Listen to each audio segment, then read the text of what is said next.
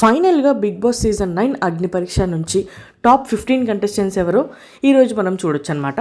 So ఈరోజు జరిగిన టాస్క్ల ప్రకారం టాప్ 5 కంటెస్టెంట్స్ని అయితే జడ్జ్ చేయడానికి స్టేజ్ మీదకి వచ్చారు జడ్జెస్.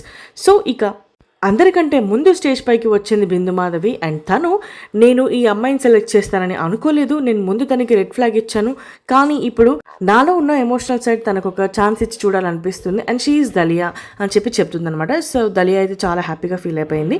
అండ్ బిందు మాధవి కూడా ఇక్కడితో ఆగిపోద్దు, నువ్వు ముందుకెళ్ళాలి, నీ ఎమోషనల్ సైడ్ కాదు, నీలో ఉన్న ఫైర్ని కూడా చూపించు అని చెప్తుంది అనమాట. అండ్ ఆ తర్వాత స్టేజ్ మీదకి వచ్చింది అభిజిత్. సో తను ఎవరిని సెలెక్ట్ చేసుకున్నాడంటే నాగాని అయితే సెలెక్ట్ చేసుకున్నాడు. ఎందుకు అని అంటే నాగాకి ఈరోజు ఒక టాస్క్ ఇచ్చారు, ఆ హ్యాండ్కి వైబ్రేషన్ బ్యాండ్ పెట్టుకుని షేప్స్ వేయాలి అని. సో అప్పుడు తనకి పెట్టిన బ్యాండ్ సరిగ్గా పనిచేయకపోతే అది సరిగ్గా పనిచేయట్లేదు అని తను ప్యూర్గా ఉన్నాడు. లేదంటే తను అన్ఫేర్ గేమ్ కూడా ఆడుండొచ్చు, కానీ తను ఆడలేదు. తను ఆడకుండా ఇది సరిగ్గా పనిచేయట్లేదు అని మనకి చెప్పాడు. సో అతని మంచితనం నాకు నచ్చింది, ఇలాగే ట్రూగా ఓపెన్గా ఉండాలి అని నేను అనుకుంటున్నాను, నువ్వు ఇది ఎప్పుడు మిస్ అవ్వకూడదు అని చెప్పి అభిజిత్ ఆల్ ది బెస్ట్ అయితే చెప్పేస్తాడు.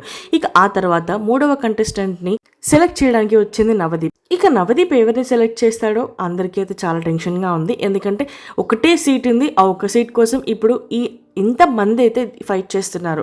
ఇంకా నవదీప్ అయితే ఫైనల్గా తనకి నచ్చింది ఎవరు అని షకీబ్ని అయితే సెలెక్ట్ చేస్తాడు.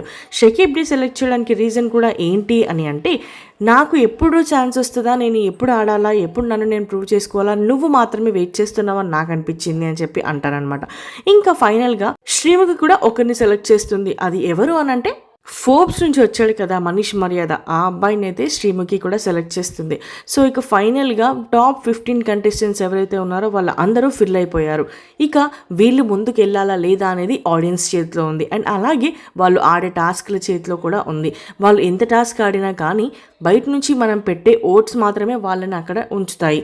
సో ఎవరు ముందుకెళ్ళాలి ఏంటి అనేది ఫైనల్గా ఆడియన్స్ చేతిలోకి అయితే వచ్చేసింది.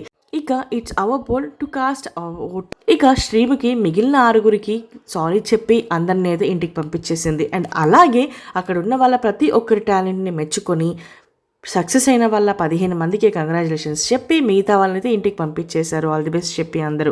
కానీ కేతమని మాత్రం స్టేజ్ పైన ఉంచుకునే నవదీప్ గారు, నీకు డైరెక్టర్ గారు ఆయన నాకు మంచి ఫ్రెండే, అతను నీకు సినిమాలో ఛాన్స్ ఇస్తానని చెప్పాడు, నీకు చెప్పకన్నా ముందే నాకు చెప్పాడు ఇది మీకు ఛాన్స్ ఇవ్వాలి అని చెప్పి చెప్తాడనమాట.